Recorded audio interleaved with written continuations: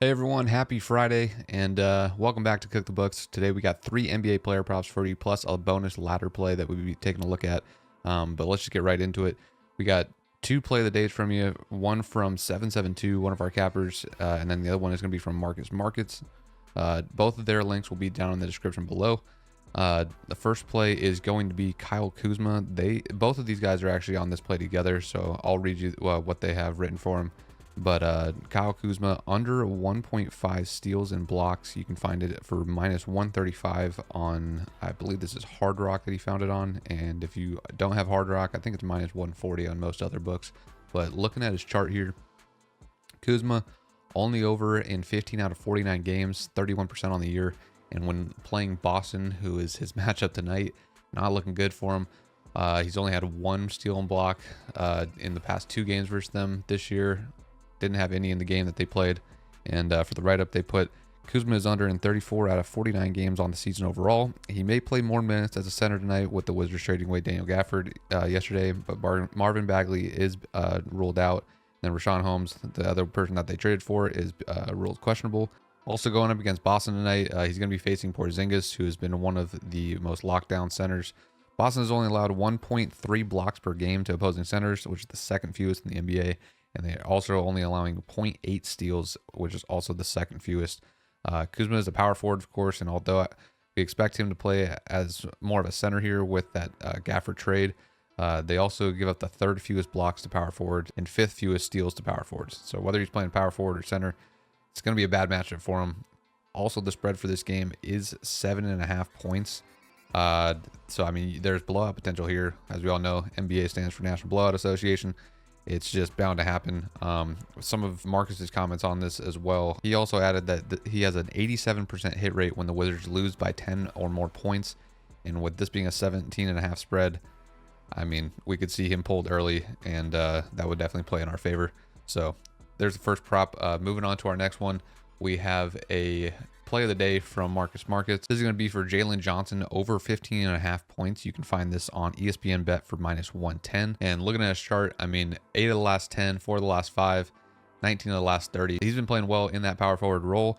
Capella is still out, so that also will benefit him here, as well as Embiid also being out. So kind of clears up the paint for him a little bit. Marcus's breakdown, 72% hit rate when he's attempting 10 or more field goals.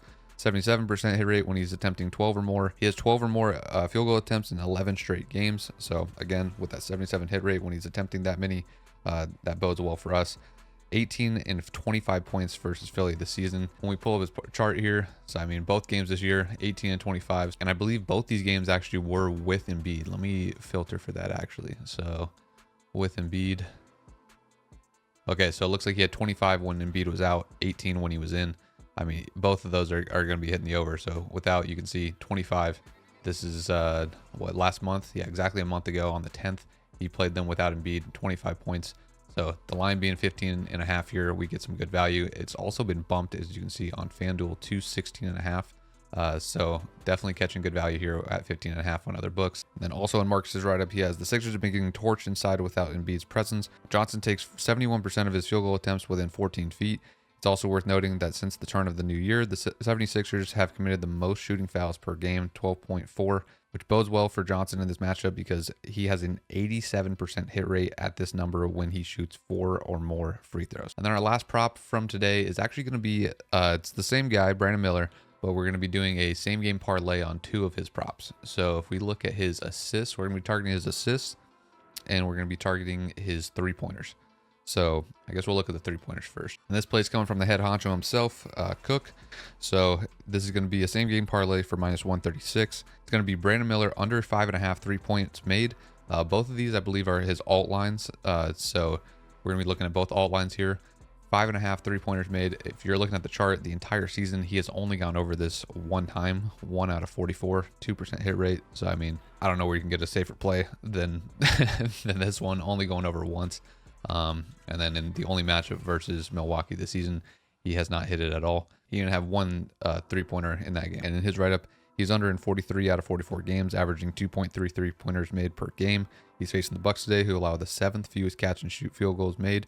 He faced the Bucks on 11-17, as we just showed, and he played 27 minutes, went 0 of 3 from deep. So yeah, a good prop there. Also going to be combining that with his under on 4.5 assists.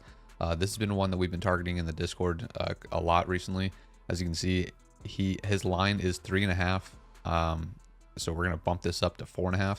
We've been hitting on the 3.5 number, and when it does get bumped, sometimes like you'll see when he does have a 3 game or a 4 game, sometimes they'll bump it up. Like here, they bumped it to 4.5 once he had 3 straight 3 and then 4, and we were able to take advantage of the 4.5. But bump back down to 3.5 here. We're going to take advantage of the alt to make this a nice -136 on ESPN bet. But for this one, you can see he has literally not hit this all season.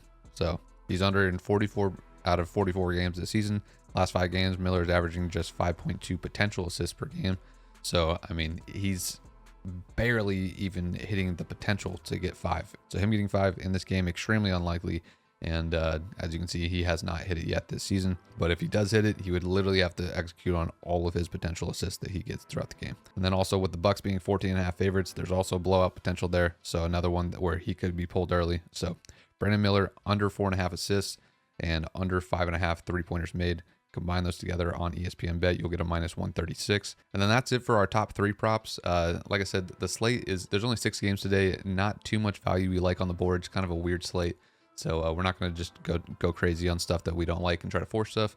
Always better to just take the day off or play something light than force a play and just, lose your ass on it. So the last play that we're going to be actually looking at is a ladder play. This is from our trends and analysis section in the Discord. Those of you guys that are in the Discord, you guys know that we do trends and analysis every single day. Just looking at certain trends that are happening, seeing if there's a potential bet. Doesn't mean it's like our best bet or anything like that. We're just looking strictly at trends, and then we have a written analysis of why this could be a potential spot that you could target. So today we're going to be targeting De'Aaron Fox's assists, and this is going to be a ladder. So again, if this isn't something that you like, I'm gonna read off the analysis for it and why we think that it could be a potential target here. But if you guys don't like it, just skip it. Go with the other 3 props, or whatever you guys like. But for this ladder, his line, as you can see, is 3.5 on most books. That has been absolutely nuked up to -200. So I would expect these books to eventually bump this as the day goes on to that 4.5 line, as FanDuel has already done with point bet. So whether you're going to play the FanDuel line or you're going to take the Ultra Juice, honestly, in my opinion, if you're going to play a ladder, you're expecting him to go beyond his original line. So I would just take the 4.5 at the -104. But as you can see on the chart, we're looking at his assists versus Denver. So he's playing Denver tonight. Last game, and the only game that he's played them this year, he had 16 assists. You can see he's had these little pop-off games for them. And then I'll read you the write-up that we have on this as well. And this one's coming from Cook as well. So this is a really good value, especially who he is facing today. On the season, Fox has had 6+ assists in 20 out of 44 games and 13 out of 20 at home. He has had 8+ assists in 5 out of 44 games and 3 out of 20 at home. Now today he's playing Denver, and in the past they've tried to take away Sabonis and limit him from creating plays from the top of the key, which in turn leaves Fox to being the main playmaker and passer. So assuming that Denver tries to do the exact same game plan where they, try to limit Sabonis from killing them, as he is one of their main players, we're going to look at Fox to, kind of continue the trend here, as they did earlier in the season where he had 16. I mean, we don't need him to get 16.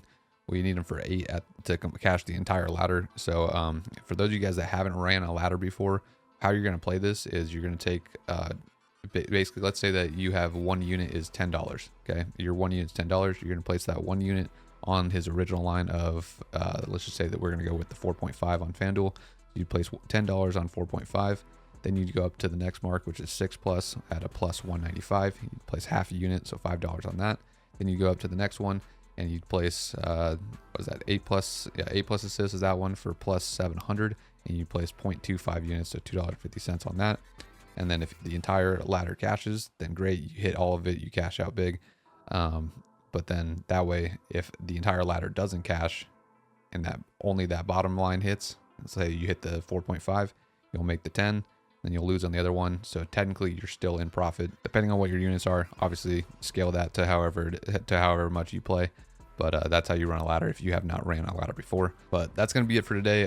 Big slates in both the NBA and NHL tomorrow. So you guys are looking for plays, we will have a video out for that sometime early morning tomorrow because the games are starting early. So keep an eye out for that and keep those notifications on so you don't miss a video. You guys are tailing the best today. Good luck. And as always, until next time, let's cook the books.